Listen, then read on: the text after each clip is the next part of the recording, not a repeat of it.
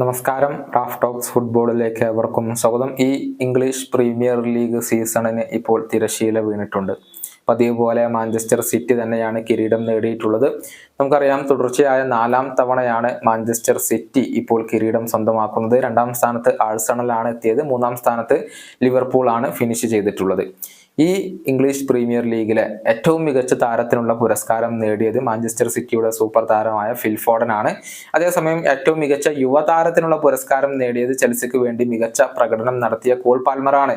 ഇനി golden boot പുരസ്കാരം സ്വന്തമാക്കിയിട്ടുള്ളത് Erling Haaland ആണ്. കഴിഞ്ഞ സീസണിലും ഏർലിംഗ് ഹാലൻഡ് തന്നെയായിരുന്നു ഈ ഒരു ഗോൾഡൻ ബൂട്ട് പുരസ്കാരം സ്വന്തമാക്കിയിരുന്നത്. ഇപ്പോൾ പ്രീമിയർ ലീഗിലെ ഏറ്റവും മികച്ച പ്ലേ മേക്കർക്കുള്ള പുരസ്കാരം നേടിയിരിക്കുന്നത് ആസ്റ്റൺ വില്ലയുടെ സൂപ്പർ താരമായ ഒല്ലി വാറ്റ്കിൻസ് ആണ്. കെവിൻ ഡിബ്രൂയിന, അതുപോലെ തന്നെ ഫിൽ ഫോഡൻ തുടങ്ങിയ താരങ്ങളെ, കോൾ പാൽമർ തുടങ്ങിയ താരങ്ങളെ മറികടന്നുകൊണ്ടാണ് ഒല്ലി വാറ്റ്കിൻസ് ഇപ്പോൾ പ്രീമിയർ ലീഗിലെ ഏറ്റവും മികച്ച പ്ലേ മേക്കറായി കൊണ്ട് മാറിയിരിക്കുന്നത്. ഈ സീസണിൽ ആകെ 32 ഗോൾ പങ്കാളിത്തങ്ങൾ നേടാൻ അദ്ദേഹത്തിന് കഴിഞ്ഞിട്ടുണ്ട് എന്നുള്ളതാണ്. ആസ്റ്റൺ വില്ല കളിച്ച 37 മത്സരങ്ങളിലും അദ്ദേഹം പങ്കെടുത്തിട്ടുണ്ട്.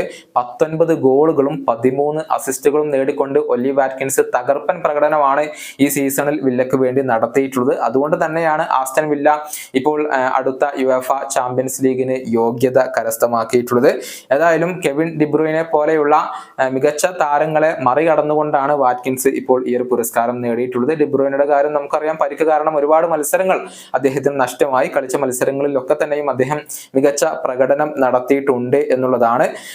ഈ ഒരു പ്രീമിയർ ലീഗിൽ ഏറ്റവും കൂടുതൽ അസിസ്റ്റുകൾ സ്വന്തമാക്കിയ താരവും വാറ്റ്കിൻസ് തന്നെയാണ്. 13 അസിസ്റ്റുകളാണ് അദ്ദേഹം പൂർത്തിയാക്കിയിട്ടുള്ളത്. ഏതായാലും താരത്തിന്റെ മികവ് ആസ്റ്റൺ വില്ലക്ക് വലിയ സന്തോഷം നൽകുന്ന ഒരു കാര്യമാണ്. ഈ വീഡിയോയുടെ അവസാനിപ്പിക്കുന്നു. കാണാം.